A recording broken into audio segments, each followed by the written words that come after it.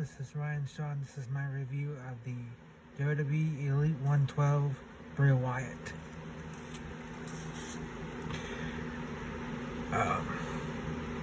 I read that this Bray Wyatt is like a re-release of a release of an unreleased Bray Wyatt that was supposed to come with a Matt Hardy about a couple years ago, right? I actually forgot the name, what the match was. I think it was Ultimate Deletion or something like that, whatever it was called.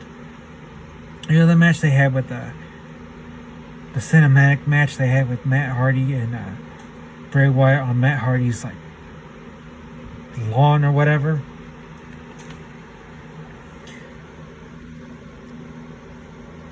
Anyways, this is Bray from that match. As you can see, Bray has the, the classic Bray Wyatt, what do you call it, psychopath look. He looks like his psychopathic smile, I guess you could call it, right? Then he has like the, his long beard and his longer hair. He's got the really detailed tattoos with the color on them, unlike how the basic figures would, where they would just print tattoos on them and not actually color them in. He's got both details on his arms, tattoo details on his arms, and he's got the tattoo on his back, right?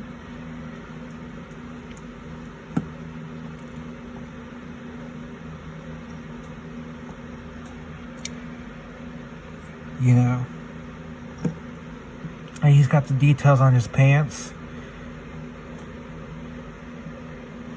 Very good details on his what do you call the name of these pants? Like cargo pants or whatever they're called.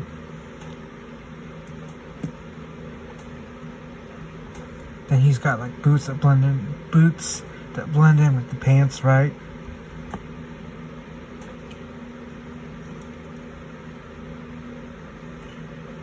He's got both tape. He's got taped wrists.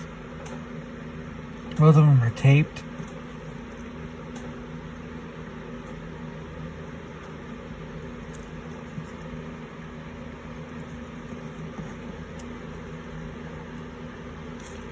And here's the stuff that he comes with, right?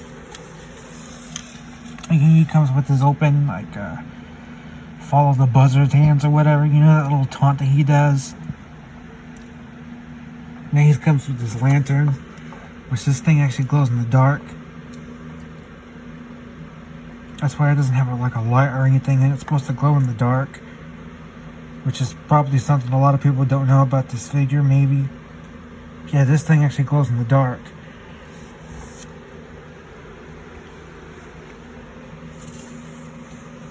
Which is really cool.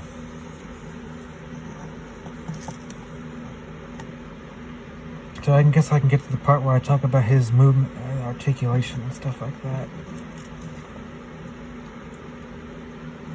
His head can somewhat go up and down. I mean, it's kind of restricted due to his hair. It can go side to side. It probably can go 360, I don't know. Probably. He's got the... He's got the hinges in his arms, so you can put his arms out like this. They can go through 60. He's got double joints in his elbows, so you can get him in all these different poses and stuff like that. He's got an ab crunch. The waist can turn 360. He's got, he somewhat has movement in his legs. Of course, the cargo pants, or the pant legs, are kind of bulky, or they can't move too much. They still have the double joints in the knees. You know, he's got movement in his feet.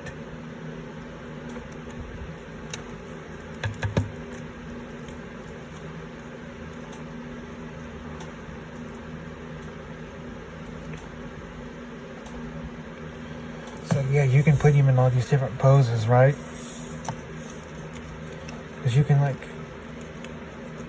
hold on.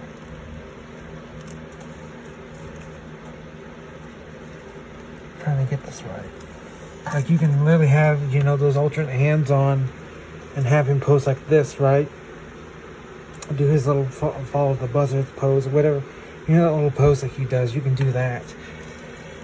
Then you can have him hold his lantern, right? Or the hands to hold the lantern, have him walk down and do his entrance, right?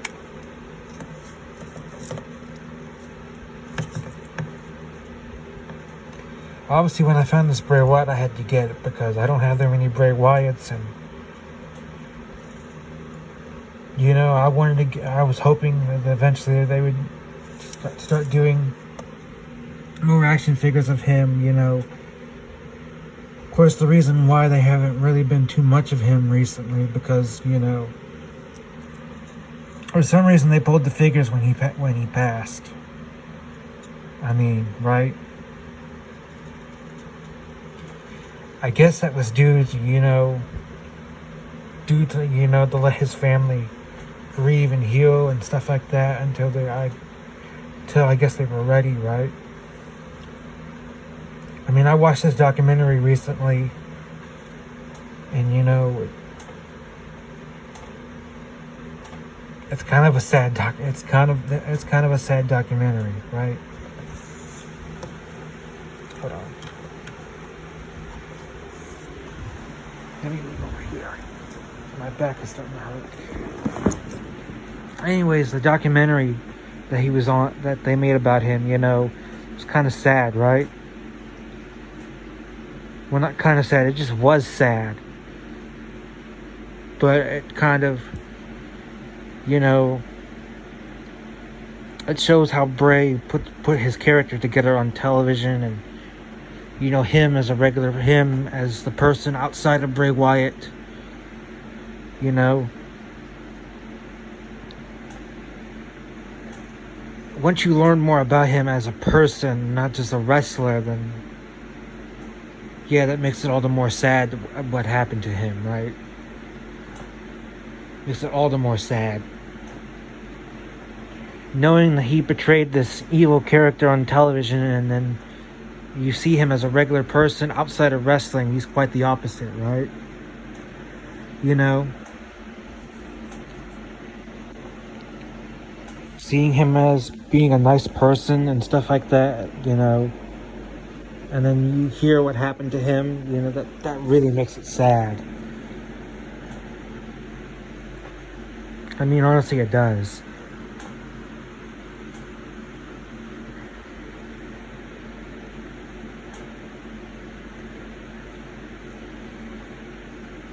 I was also watching clips of him as The Fiend, and I just keep thinking, man, I miss this guy.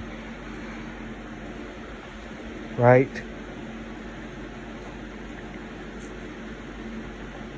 But